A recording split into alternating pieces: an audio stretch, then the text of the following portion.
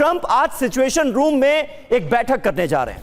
Iran में सैन्य विकल्पों पर चर्चा करेंगे डोनाल्ड ट्रंप। राष्ट्रीय सुरक्षा टीम के साथ हाई लेवल मीटिंग होने जा रही है। तो इस मीटिंग में क्या होगा, ईरान को लेकर क्या कोई बड़ा फैसला लेंगे डोनाल्ड ट्रंप? ये सारे वो अहम सवाल हैं जो इस वक्त हर किसी के जहन में है। हालांकि सिचुएशन रूम में होने वाली ये बैठक बहुत महत्वपूर्ण है। ईरान पर हमले की प्लानिंग को देखते हुए महत्वपूर्ण, जहां अटैक प्लान अब सैन्य अधिकारी डोनाल्ड ट्रंप के सामने शेयर कर सकते हैं। हालांकि इससे पहले भी 2 बार सिचुएशन रूम में बैठक हो चुकी है। वॉर कैबिनेट के बीच हो रही है बैठक। महत्वपूर्ण इसलिए है क्योंकि अब अटैक प्लान भी सैन्य अधिकारी शेयर कर सकते हैं। हालांकि ईरान पर ट्रंप की यह बैठक बड़े फैसले की उम्मीद इसलिए क्योंकि सिचुएशन रूम में ही डोनाल्ड ट्रंप की आज होने वाली बैठक पर भी सबकी नजर है, जहां सबसे महत्वपूर्ण बात है कि राष्ट्रीय सुरक्षा टीम के साथ ही हाई लेवल मीटिंग हो रही है और सीजफायर खत्म करने का ऐलान भी हो सकता है। हालांकि सिचुएशन रूम में हमले के फैसले पर मोहर को लेकर भी सबसे बड़ी खबर, क्योंकि सीज फायर पर खतरा, युद्ध विराम के बावजूद ड्रोन हमले भी जारी हैं और लेबनान पर इजरायली हमले अभी तक नहीं रुके हैं और ईरान के नजदीक अमेरिकी सेना की तैनाती। अब ये एक और बड़े फैक्टर, इन्हीं फैक्टर्स को देखते हुए सिचुएशन रूम में होने वाली बैठक पर समीर सबकी नजर।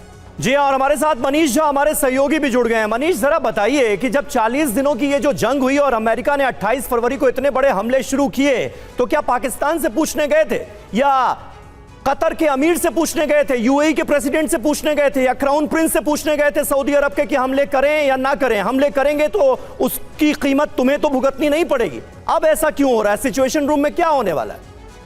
देखिए, ट्रंप साहब एक अजीब से ट्रैप में फंसे हुए हैं और सबसे बड़ी बात है कि उन्हें पूछना सिर्फ एक ही व्यक्ति से है या एक ही इंडस्ट्री से है, वो है अमेरिकी हथियार कंपनियों से, जिनका आदेश है कि हर हालत में जंग करना है। तो ट्रंप पॉलिटिकली या डिप्लोमेटिकली, चाहे यूएई के दबाव में, सऊदी के दबाव में या कतर के दबाव में या फिर पाकिस्तान के याराना में, भले ही कुछ दिनों के लिए से टाल रहे हैं, लेकिन आखिरकार उन्हें जंग का ही फैसला करना पड़ेगा। वो इसलिए क्योंकि आपने सुना कल उनके गुरु जो सीनेटर लिंडसे ग्राहम है, वो क्या कह रहे थे?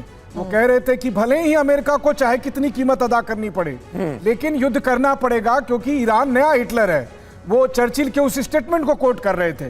तो जाहिर है कि अमेरिका के मिलिट्री इंडस्ट्रियल कॉम्प्लेक्स ने प्रेसिडेंट ट्रंप के कनपट्टी पर बंदूक रखकर ये आदेश दे दिया है कि देखो भैया, तुम तय कर लो, दिन तय कर लो, वो तुम्हारा होगा चूंकि प्रेसिडेंट तुम हो, लेकिन फैसला यही है कि आपको युद्ध करना पड़ेगा। और वो युद्ध करने जा रहे थे जिस वक्त कतर, सऊदी और यूएई वालों ने उन्हें कहा कि अभी मत करिए, अगर आप युद्ध करेंगे तो हमें नुकसान उठाना पड़ेगा, और इसीलिए उन्होंने युद्ध अभी टाला है।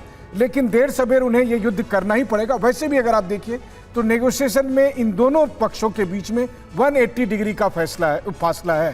कोई एक पॉइंट बता दीजिए जहां पर कि दोनों कॉमन ग्राउंड पर हों, और जब दोनों कॉमन ग्राउंड पर नहीं है तो डील कैसे होगी?